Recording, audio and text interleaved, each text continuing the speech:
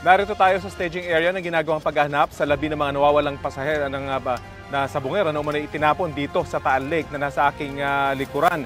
Dito nagko-consolidate ang iba't ibang ahensya na tumutulong sa search operation sa pangunguna ng Philippine Coast Guard at iba't ibang government at law enforcement agencies. Isa itong fishport, actually active fishport dahil parot pa rito itong mga truck na nagkakarga ng mga hangong isda mula rito sa lawa. Dito manggagaling ang mga divers na nagsasagawa ng paghahanap. Kaninang umaga ay nakapag-dive na ang unang set ng mga divers para tingnan ang ilalim ng lawa kung saan sinasabing itinapon ang mga labi ng mga nawawalang sabungero.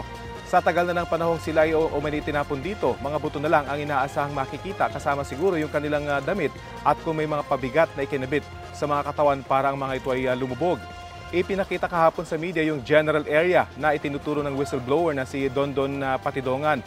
Nasa 50 hanggang 100 metro yung layo nito mula sa Pampang, kaya safe na sabihin na hindi ito yung pinakamalalim na bahagi ng lawa.